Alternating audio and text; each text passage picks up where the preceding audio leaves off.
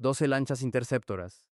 12 embarcaciones militares de asalto rápido que el gobierno de Estados Unidos acaba de entregar a Ecuador en 2026. Esa sola noticia ya merece análisis. Pero mientras procesaba esa información, llegó otra que la hace todavía más relevante y que cambia por completo el contexto. La Armada de México detuvo un barco camaronero con bandera ecuatoriana en aguas mexicanas. Para detenerlo desplegó 4 lanchas de asalto y un helicóptero militar.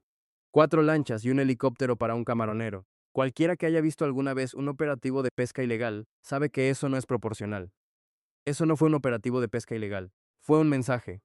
Deliberado, calculado y enviado con la precisión de quien sabe exactamente lo que está haciendo. Y el mensaje no iba dirigido al capitán de ese barco. Iba dirigido a Daniel Noboa, presidente de Ecuador. Porque 3 semanas antes, Noboa había estado en Washington, ofreciendo algo que no era suyo para ofrecer. Algo que involucra directamente a México, a nuestra economía, a nuestra soberanía y a nuestra posición en el continente. Y México ya lo sabía. Lo que voy a contarte ahora no lo vas a encontrar armado así en ningún noticiero. No porque sea información secreta, sino porque para verlo hay que conectar 3 tableros al mismo tiempo. El tablero económico, el tablero diplomático y el tablero electoral. Quédate conmigo porque cada pieza de este conflicto encaja cuando entiendes qué se dijo en Washington. Y eso es exactamente lo que vamos a desarmar juntos. Noboa no viajó a Washington a pedir ayuda, viajó a hacer una oferta. Y la oferta usaba a México como la pieza central de la negociación. Eso cambia completamente la lectura de todo lo que vino después. Las lanchas interceptoras, el barco camaronero detenido, el bloqueo comercial silencioso que está asfixiando los puertos ecuatorianos ahora mismo. Daniel Noboa es ciudadano estadounidense, no solo presidente de Ecuador, ciudadano americano. Y esa doble identidad es la llave que abre todo lo que viene después. Porque le permitió entrar a Washington, no como un presidente latinoamericano, pidiendo favores, sino como alguien de los suyos. Alguien que habla el idioma de Trump sin traductor, no solo el inglés, el idioma de la fuerza, de la acción, de la decisión sin contemplaciones. Pero para entender por qué esa reunión se hizo con tanta urgencia, hay que ver el Ecuador real de 2025. Si quieres seguir leyendo el tablero geopolítico latinoamericano con esta precisión, sin versiones recortadas y sin análisis de manual, este es tu canal. Suscríbete porque aquí vamos a seguir contando lo que pasa de verdad en la región, con datos y sin miedo. Un país con apagones de entre 8 y 12 horas diarias, porque su sistema energético colapsó completamente. Una canasta básica que subió más del 30% en 2 años, golpeando con más fuerza a las familias que menos tienen. Un narcotráfico que creció hasta niveles que hace una década habrían parecido imposibles en una nación que se consideraba estable y tranquila dentro del convulso panorama regional. Y encima de todo eso, una economía dolarizada sin margen de maniobra alguno, sin posibilidad de imprimir dinero para amortiguar los golpes, sin palancas macroeconómicas que jalar cuando las cosas se ponen difíciles. Cuando algo sale mal en Ecuador, solo queda aguantar y esperar. Esa es la jaula en la que gobierna Noboa. Un presidente que no puede encender las luces de su propio país, que no puede bajar el precio de los alimentos, que no puede detener la violencia con los recursos que tiene, solo dispone de una salida política viable. Que sus ciudadanos miren hacia otro lado. Y para que miren hacia otro lado, necesita un enemigo externo que explique por qué todo está tan mal. Noboa nos eligió a nosotros, pero no nos eligió de forma torpe ni improvisada. Nos eligió con una estrategia construida sobre un episodio que él mismo generó y que después usó de una manera que en México todavía no hemos terminado de procesar del todo. Ya conocen lo que pasó con la embajada mexicana en Quito. Lo que importa no es el episodio en sí. Lo que importa es lo que Noboa hizo con ese episodio después. Porque en lugar de buscar una salida diplomática al conflicto que él mismo había provocado, tomó ese momento, lo metió en una maleta y se subió a un avión rumbo a Washington. No para disculparse, no para negociar una normalización, para usarlo como tarjeta de presentación frente a los funcionarios de Trump. La lógica fue esta. Yo ya demostré que actúo donde otros no se atreven. Denme apoyo y hago más. Esa oferta, dicha o insinuada en los despachos de Washington, es la que encendió todas las alarmas en Ciudad de México, porque no era una amenaza abstracta. Era un presidente que había roto una de las reglas más fundamentales del derecho internacional presentándose como socio operativo para acciones en suelo mexicano. Y Washington escuchó. Noboa le ofreció a Trump un aliado en América Latina para operaciones contra los cárteles mexicanos. No dentro de Ecuador, contra México, usando su ciudadanía estadounidense como garantía de lealtad y la intervención en la embajada como prueba de capacidad. Eso es lo que se puso sobre la mesa en Washington. Trump lleva meses con esa obsesión declarada.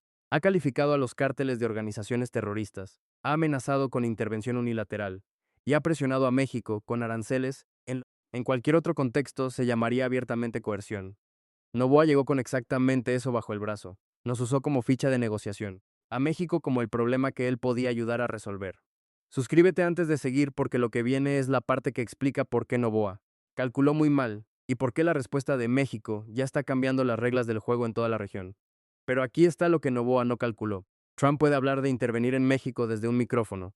Eso le cuesta cero políticamente. Convertir eso en una operación real con un socio ecuatoriano es una cosa completamente distinta. México mueve billones de dólares anuales en comercio con Estados Unidos.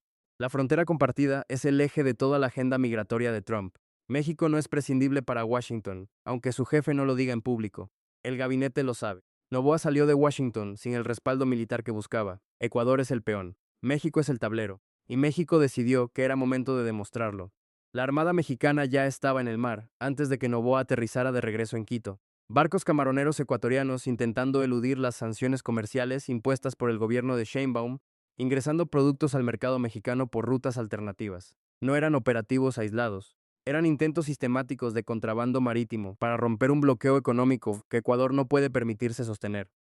México los detectó, los interceptó, los neutralizó uno por uno, sin declaraciones, sin conferencias de prensa, solo barcos propios haciendo su trabajo en silencio. Y ese silencio es la parte más devastadora de la respuesta, porque el 90% del comercio exterior de Ecuador pasa por sus puertos. 9 de cada 10 dólares que Ecuador genera con el mundo dependen del mar. Guayaquil, su principal terminal, acumula hoy retrasos y cancelaciones semana tras semana. El camarón sin mercado, el banano sin ruta, el cacao sin certeza. Provincias enteras sostenidas por exportaciones es que hoy están paralizadas. Y quienes están pagando esto no son los políticos, son los pescadores que salieron al mar a trabajar y volvieron con el barco detenido. Son los trabajadores portuarios que no saben si mañana hay carga que mover. Son los agricultores que sembraron con la expectativa de un mercado que ya no está disponible. Ellos no tomaron ninguna decisión en Washington, pero están pagando cada una de esas decisiones con su sustento diario. Noboa apostó a que México no respondería con esta contundencia. Apostó mal, porque México no necesitó declarar ningún conflicto formal, no necesitó disparar un solo tiro, bastó con mantener la presión donde más duele y dejar que el tiempo hiciera su trabajo, sobre una economía que ya venía herida desde antes.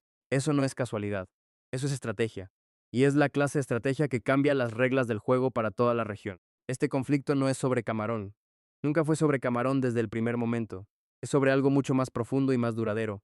¿Quién decide las reglas del juego en América Latina? ¿Y quién tiene el poder real para hacerlas cumplir? Pongamos los números sobre la mesa porque los números no mienten. México tiene más de 250.000 elementos activos entre ejército y armada. Ecuador dispone de aproximadamente 40.000. Una proporción 6-1 que se amplifica con ventajas logísticas, tecnológicas y presupuestarias que hacen esa diferencia todavía más pronunciada en la práctica. La Armada Mexicana opera buques de largo alcance capaces de sostener operaciones indefinidas en alta mar.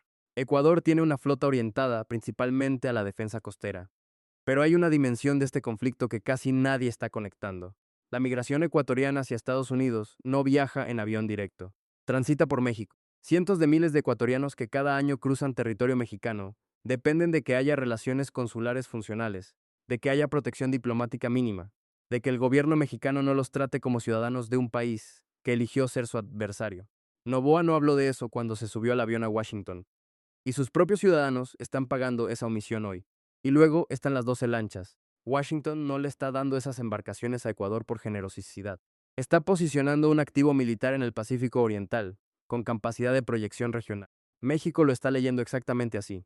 No como un gesto aislado, sino como una pieza dentro de un tablero más grande donde Estados Unidos está, reconfigurando sus alianzas en América Latina. Lo que este conflicto le demuestra a toda la región es algo que muchos sabían, pero pocos habían visto, ejecutado con esta precisión, que México tiene más poder regional del que muchos le reconocen, y que ese poder, cuando se ejerce con inteligencia y sin estridencia, es más efectivo que cualquier declaración de guerra. 12 lanchas interceptoras. Con eso habría este análisis. Y resulta que esas 12 lanchas, que en principio parecían una nota diplomática menor sobre cooperación en seguridad, son en realidad el símbolo de todo lo que está ocurriendo en este tablero. Un presidente acorralado que no pudo encender las luces de su país viajó a Washington para ofrecer lo que no era suyo. Nos usó como moneda de cambio. Creyó que México no respondería, que estaríamos demasiado ocupados con nuestros propios problemas, demasiado cautelosos con la diplomacia, demasiado complacientes para actuar con contundencia. Apostó a que México no le haría la jugada. Apostó a que si algo se movía, llegaría tarde. Perdió las tres apuestas. Lo que Noboa no midió es que México bajo el gobierno de Sheinbaum no ejerce el poder con declaraciones, Lo ejerce con resultados silenciosos que los puertos ecuatorianos están sintiendo en este momento. La pregunta que queda sobre el tablero es esta. ¿Noboa calculó mal desde el principio y subestimó la respuesta mexicana? ¿O sabía exactamente lo que hacía y tiene una jugada que todavía no vimos? No es una pregunta retórica. Si calculó mal, esto termina cuando Ecuador no aguante más la presión económica. Pero si Noboa tenía una jugada oculta, entonces esto apenas está comenzando.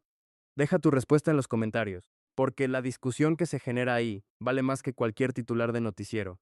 Comparte este video con quien quiera entender de verdad lo que está pasando en América Latina y suscríbete a este canal, porque aquí vamos a seguir leyendo el tablero de la región con la misma precisión, sin versiones recortadas y sin miedo a las conclusiones que incomodan.